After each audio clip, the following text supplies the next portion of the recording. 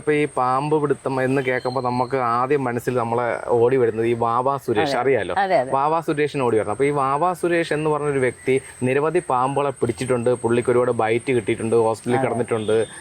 പക്ഷേ ഈ പുള്ളി ഇത് ശാസ്ത്രീയമായ രീതിയിലാണോ പുള്ളി പിടിക്കുന്നത്? നമുക്ക് അദ്ദേഹത്തെ ഒരിക്കലും തള്ളി പറയാൻ പറ്റില്ല. കാരണം നമ്മൾ പാമ്പ് എന്ന് പറഞ്ഞാൽ ഈക്വൽ ടു വാവാ സുരേഷാണ്.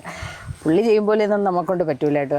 അത് സത്യമായിട്ട് നമുക്ക് എന്തുവേണം, നമുക്ക് ബൈ ഹാർട്ട് പറയാം. അദ്ദേഹം ചെയ്യുന്നത് പോലെ ഒരിക്കലും വേറൊരാളെ കൊണ്ട് പറ്റൂല. എന്നെ കൊണ്ട് പറ്റൂല. ഞാനങ്ങനെ ചെയ്തിട്ടുമില്ല, പറ്റൂല. പിന്നെ എന്തുവേണം, പുള്ളിയൊക്കെ ഒത്തിരി വർഷം മുമ്പ് ചെയ്യുന്ന ഒരാളാണ്. അതിൽ വളരെയധികം എക്സ്പീരിയൻസ് ആയിട്ടുള്ള ഒരാളാണ്. പിന്നെ കുറച്ച് ചില സമയത്ത് അശ്രദ്ധക്കുറവ്, നമ്മളിപ്പോൾ അത് എന്താണ് സയൻറ്റിഫിക്കായിട്ട് ചെയ്താലും ചിലപ്പോൾ എന്തെങ്കിലും ഒരു അശ്രദ്ധ നമ്മുടെ ഒരു എന്താണ് മനസ്സിൻ്റെ ഒരു ഇതാണ്. മീൻസ് നമ്മളത് റെസ്ക്യൂ ചെയ്യുമ്പോൾ, ഞാനൊക്കെ റെസ്ക്യൂവിന് പോകുമ്പോഴാണെങ്കിൽ സ്ത്രീ ആയതുകൊണ്ട് തന്നെ ഒരു 100 പേരെങ്കിലും ഏറ്റവും കുറഞ്ഞത് കാണും. ഒത്തിരി ആൾക്കാർ കാണും. അപ്പോൾ ഇവർ ഓരോരുത്തരും ഓരോ അഭിപ്രായമായിരിക്കും ചുറ്റും നിന്ന് പറയുന്നത്. അപ്പം നമ്മുടെ ഒരു മൈൻഡ് സെറ്റ് പെട്ടെന്ന് ഒരു സെക്കൻഡ് അങ്ങോട്ടോ ഇങ്ങോട്ടോ മാറിക്കഴിഞ്ഞാൽ നമുക്ക് വേണമെങ്കിൽ ബൈറ്റ് കിട്ടാം. അതെ. അപ്പോൾ അതുകൊണ്ട് അതിപ്പോൾ അങ്ങനെ ശാസ്ത്രീയമായി ചെയ്താൽ ഒരു പ്രശ്നം ഉണ്ടാവില്ല എന്ന് ഞാൻ ഒരിക്കലും വിശ്വസിക്കുന്നില്ല. പിന്നെ അദ്ദേഹം ചെയ്യുന്നത് അദ്ദേഹത്തിൻ്റെ ഒരു ഇഷ്ടമാണ്. ഞാനൊന്നും ഒരിക്കലും അതിൽ ഒരു മീൻസ് ഒരു കമൻറ്റ് പറയുന്നത് ശരിയല്ല. വളരെ അടുത്ത സുഹൃത്താണ്, വേറെ കുഴപ്പമൊന്നുമില്ല. അപ്പോൾ കാര്യങ്ങളൊക്കെ പറയാറുണ്ട്. എനിക്കിപ്പോൾ എൻ്റെ പുതിയ കിങ്ങിൻ്റെ ഇത് വന്നപ്പോൾ ഒത്തിരി വീഡിയോസൊക്കെ വന്നത് എനിക്ക് അയച്ചൊക്കെ തന്നായിരുന്നു. പുള്ളിക്ക് ഒത്തിരി രാജവെമ്പാലയ്ക്ക് എനിക്കൊന്ന് 180-ൽ പരം രാജവെമ്പാലയെ എടുത്തിട്ടുള്ള ആളാണ്. അതെ. അദ്ദേഹത്തിനെതിരെ ഒരുപാട് വിമർശനങ്ങളും ഉണ്ട്, സപ്പോർട്ടും ഉണ്ട്. എല്ലാവർക്കെതിരെയും വിമർശനങ്ങളും ഉണ്ടാവും. പിന്നെ നമ്മുടേതായ ഒരു രീതിയിൽ സയന്റിഫിക്കായിട്ട് റെസ്ക്യൂ അദ്ദേഹം ചെയ്യുവാണെങ്കിൽ ഞങ്ങൾക്ക് വളരെയധികം സന്തോഷമേ ഉള്ളൂ. വിമർശനത്തിന്റെ കാര്യം പറഞ്ഞപ്പോഴാണ്, മാഡത്തിനെതിരെ വിമർശനങ്ങൾ എന്തെങ്കിലും വന്നിട്ടുണ്ടോ? ഇഷ്ടംപോലെ വരും, ഉറപ്പായിട്ടും ഇല്ല. ഞാൻ അധികം കമന്റ്സ് അങ്ങനെ വായിക്കാറൊന്നുമില്ല. എന്നാലും നെഗറ്റീവ് കമന്റ്സ് എഴുതുന്ന ആരെങ്കിലും ഒരാളെങ്കിലും കാണും. പക്ഷെ അതിൽ ഭയങ്കര രസം എന്ന് പറയുന്നത്, ഇതിനെക്കുറിച്ച് ഒരു ധാരണയില്ലാത്തവരാണ് ഈ നെഗറ്റീവ് കമന്റ്സ് എഴുതുന്നത്. അത് വായിക്കുമ്പോൾ നമുക്ക് ചിരിയാണ്. എന്നെക്കുറിച്ചുള്ള നെഗറ്റീവ് കമന്റ്സ് എഴുതുമ്പോൾ എനിക്ക് ചിരി വരും. കാരണം ഈ ഒരിത്തിരിയെങ്കിലും ഒരു അറിവുള്ള അല്ലെങ്കിൽ ഒരു ധാരണയുള്ള ഒരാൾ ഒരിക്കലും പറയൂല. അത് വായിക്കുമ്പോൾ നമുക്ക് മനസ്സിലാവും ആൾ പറയുന്നത് എന്തുവാണെന്നുള്ളത്. ഒരു ധാരണയും ഇല്ലാത്തവരാണ് നെഗറ്റീവ്. അത് എന്തുകൊണ്ട് വലിയ ആൾക്കാരായാലും ശരി, സാധാരണക്കാരായാലും ശരി, അറിയപ്പെടുന്ന ആൾക്കാരായാലും ശരി, ആരായാലും ശരി, വലിയ ധാരണ ഉണ്ടാവാത്തവരാണ് പറയുന്നത്. കാരണം ഇപ്പോൾ നമ്മുടെ ഈ സേഫ്റ്റി മെഷേഴ്സിനെ കുറിച്ച് പറയുന്നുണ്ട്. സേഫ്റ്റി മെഷേഴ്സിനെ കുറിച്ച് പറയുമ്പോൾ ഞാൻ ഒരു ഷൂ ഉപയോഗിക്കാറുണ്ട്. പിന്നെ നമ്മൾ യൂണിഫോമിൽ പോവാറുണ്ട്. ഞാൻ കൂടുതലും ടീഷർട്ടും കാക്കി പാൻറ്റും ആയിരിക്കും, അങ്ങനെ പോവാറുണ്ട്. പിന്നെ ഞാൻ നേക്കഡ് ഹാൻഡ്സിൽ മാത്രമേ റെസ്ക്യൂ ചെയ്യാറുള്ളൂ. ഈ ഗ്ലൗസ് ഇട്ട് പിടിക്കുന്നത് എന്നെ കൊണ്ട് പറ്റുന്നൊരു സംഭവമല്ല. ഞാൻ ഈ ഗ്ലൗസ് എന്ന് പറയുന്ന സാധനം ഒരു റെസ്ക്യൂവിന് ഉപയോഗിക്കാറില്ല, ഒന്നിനും ഉപയോഗിക്കാറില്ല.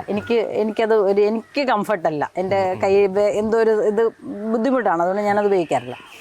അപ്പോൾ ഈ പറയുന്നത് ഗ്ലൗസ് വേണം, മുട്ടുവരെയുള്ള ബൂട്ട് വേണം, ബുള്ളറ്റ് പ്രൂഫൊക്കെ ഉള്ള പോലെയുള്ള ഡ്രസ്സൊക്കെ വേണം. പാമ്പ് പിടിക്കാൻ പോകുമ്പോൾ എന്തിനാണ് ഇത്രയും വലിയ രക്ഷാകവചം? എങ്കിൽ ഹെൽമെറ്റും വെച്ചിട്ട് ഇതെല്ലാം കൂടി ഇട്ടിട്ട് പാമ്പിനെ പിന്നെ വേണ്ട, നമുക്ക് ആ പണി ചെയ്യാതെ മാറിയിരുന്ന പറ്റുന്നവരങ്ങ് ചെയ്യുമല്ലോ.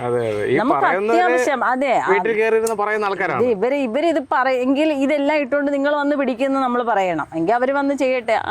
നമുക്കൊരു വിരോധവും ഇല്ല. താല്പര്യമുള്ള ആർക്കും നമ്മൾ ലൈസൻസ് കൊടുക്കുന്നുണ്ട്. അപ്പോൾ നമ്മുടെ അത്യാവശ്യം സുരക്ഷയ്ക്കുള്ള സാധനം ഞങ്ങൾക്ക് വനം വകുപ്പ് തന്നിട്ടുണ്ട്. നമ്മുടെ ടൂള് നമുക്ക് ട്രെയിനിങ് തരുന്നുണ്ട്. നമ്മുടെ കയ്യിലൊരു ടൂളുണ്ട്, ഒരു സ്റ്റിക്കുണ്ട്. ആ സ്റ്റിക്ക് തന്നെയാണ് ശരിക്കും നമ്മുടെ ഏറ്റവും വലിയ സുരക്ഷാ മാർഗം എന്ന് പറയുന്നത്. അപ്പം നമ്മളത് ഹാൻഡിൽ ചെയ്യുമ്പോൾ നമുക്കറിയാം ആ പാമ്പ് എങ്ങനെ ഇരിക്കും, എവിടെ വരും, എത്ര ഡിസ്റ്റൻസിൽ നിൽക്കും. അത് നമ്മൾ സ്റ്റിക്ക് വെച്ച് ഹാൻഡിൽ ചെയ്യുമ്പോൾ അത് എത്ര അടുത്ത് അതിന് വരാൻ പറ്റും. ഇതെല്ലാം അറിഞ്ഞുകൊണ്ടാണ് നമ്മളവിടെ നിൽക്കുന്നത്. അല്ലാതെ നമ്മൾ ഒരു ബുദ്ധി ഇല്ലാതെ അല്ല അതിൻ്റെ മുന്നിൽ ചെന്ന് നിൽക്കുന്നത്. അപ്പോൾ ഇത് കണ്ടിട്ട് പറയുന്ന ആൾക്കാർ പറയുന്നത് അയ്യോ ബൂട്ടില്ല, അതില്ല, അത് വനം വകുപ്പ് കൊടുക്കുന്നില്ല. ഞങ്ങൾക്ക് എല്ലാ സാധനങ്ങളും വനം വകുപ്പ് തരുന്നുണ്ട്. അതെ, ഞങ്ങൾക്ക് എല്ലാം സർക്കാർ തരുന്നുണ്ട്. ഞങ്ങളുടെ സുരക്ഷ സർക്കാർ നോക്കുന്നുണ്ട്. അല്ലാതെ വെറുതെ അല്ല ഞങ്ങളെ ഇറക്കി വിട്ടേക്കുന്നത്. അപ്പോൾ അതെ, ഉറപ്പായിട്ട് ഈ പറയുന്ന ആൾക്കാരെക്കാളും നമ്മുടെ സംരക്ഷണം നമ്മുടെ കൂടെ ഒരു ഉത്തരവാദിത്വമല്ലേ. ആ ഒരു ഇത് ഫീല് നമുക്കും ഉണ്ട്. ഈ പറയുന്ന ആൾക്കാരെ വീട്ടിൽ നാളെ ദിവസം പാമ്പ് കയറിയാലും അതെ നമ്മളാണ് പോയത്. അപ്പോൾ ഞാൻ അത്യാവശ്യം നമുക്ക് കൂടുതലും ബൈറ്റ് വരുന്ന ഒന്നുകിൽ കാലിലായിരിക്കും കൂടുതലും വരുന്നത്. അപ്പോൾ ഷൂ ഇടുന്നുണ്ട്. പിന്നെ ശരിക്കും പറഞ്ഞാൽ ഞാൻ യൂണിഫോമിൽ പോലും അത്ര കംഫർട്ടല്ല. കാരണം നമ്മൾ ഈ ബെൽറ്റൊക്കെ മുറുക്കി കെട്ടി വെച്ചിട്ട്, കാരണം നമ്മളിപ്പോൾ ഒരു പാമ്പിനെ പോയി കാണുമ്പോൾ ഇതിരിക്കുന്നത് പല സ്ഥലത്താണ്. വിറകിനടിയിലാവാം, ഡ്രെയിനേജ് പോകുന്ന ഇതിലായിരിക്കും, ബാത്റൂമിനകത്തായിരിക്കും, പിന്നെ കട്ടിലിനടിയിലായിരിക്കും, പല സ്ഥലത്താണ്. വിറക് വരയ്ക്ക് കല്ലുകെട്ടിനിടയിൽ നിന്ന് JCBക്ക് പൊളിച്ച് വരെ എടുത്തിട്ടുണ്ട്, മതിലൊക്കെ ഇടിച്ച്. അപ്പോൾ ഇങ്ങനെ പല സ്ഥലത്താണ് ഇതിരിക്കുന്നത്. അപ്പോൾ ഇതിന് നമ്മൾ എടുക്കാൻ പോകുമ്പോൾ ഒരിക്കലും പാമ്പ് എന്നെ വന്ന് എടുത്തോണ്ട് പൊക്കോ എന്ന് പറഞ്ഞല്ല ഇരുന്ന് തരുന്നത്. അത് നമ്മളെ കാണുമ്പോൾ രക്ഷപ്പെട്ടു പോകാനാണ് നോക്കുന്നത്. അപ്പം അതിൻ്റെ മൂവ്മെൻറ്റ്സിനനുസരിച്ച് നമ്മൾ മൂവ്മെൻറ്റ് നടത്തിയാൽ മാത്രമേ നമുക്കതിനെ നമ്മുടെ ഒരു ട്രാക്കിൽ കൊണ്ടുവന്നിട്ട് ബാഗിലാക്കാൻ പറ്റുള്ളൂ. അപ്പോൾ അതിനനുസരിച്ച് നമ്മൾ എന്തായിരിക്കണം, നമ്മൾ അത്രയും ഫ്ലെക്സിബിൾ ആയിരിക്കണം.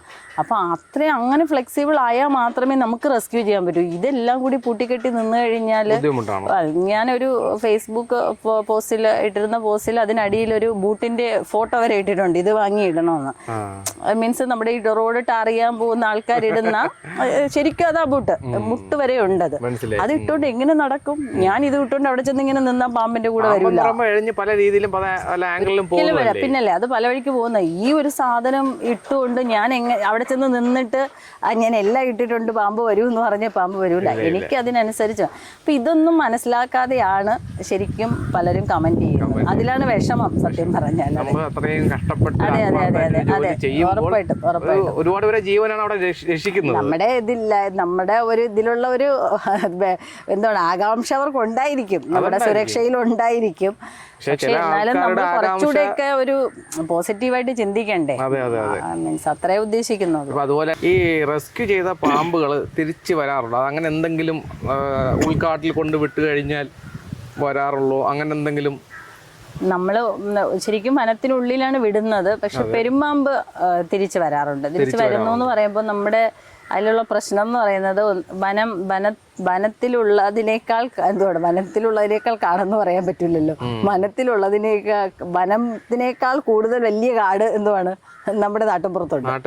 മീൻസ് ഈ റബ്ബർ വിളകളും നമ്മുടെ ഈ വയലായിട്ട് കിടന്ന സ്ഥലങ്ങളെല്ലാം ചതുപ്പായി കാട് കയറിയാണ് കിടക്കുന്നത്.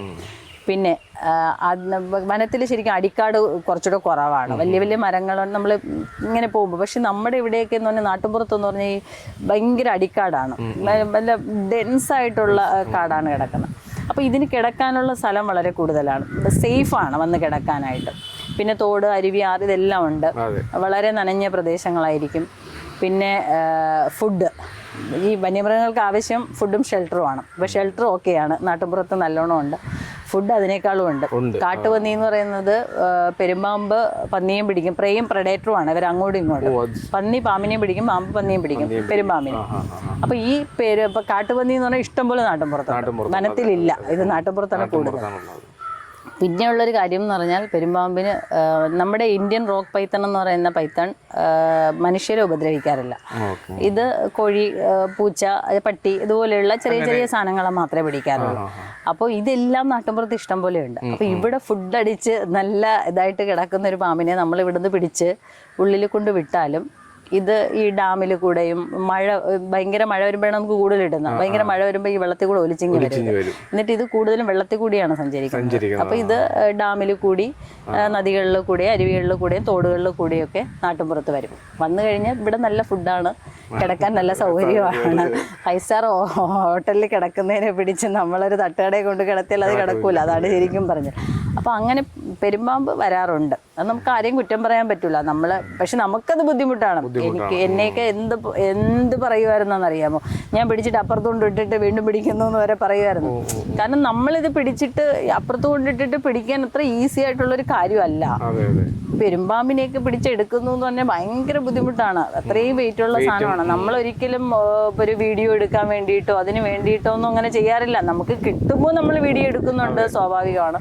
പക്ഷെ അതിനു വേണ്ടി കൊണ്ടിട്ടിട്ട് വീഡിയോ എടുക്കുന്നു എന്നൊക്കെ പറയുന്നത്, ഞാൻ നേരത്തെ പറയില്ലേ, അതൊക്കെ കേൾക്കുമ്പോഴാണ് നമുക്ക് ഭയങ്കര വിഷമം വരുന്നത്. അപ്പൊ അങ്ങനെ അത് വരാറുണ്ട്. പിന്നെ മൂർഖം പാമ്പൊന്നും അധികം വന്നതായിട്ട് നമുക്ക് പാമ്പുകളെ കാട്ടിയും വിഷമുള്ള ഒരു മനുഷ്യൻ അത് ഉറപ്പായിട്ടും 100% അതെ എൻ്റെ അനുഭവമാണ്. പാമ്പുകളെന്നല്ല, വന്യജീവികളെക്കാൾ അല്ലെങ്കിൽ മൃഗങ്ങളെക്കാൾ മോശം എന്ന് പറയുന്ന മനുഷ്യർ തന്നെയാണ്, ഒരു സംശയമില്ല.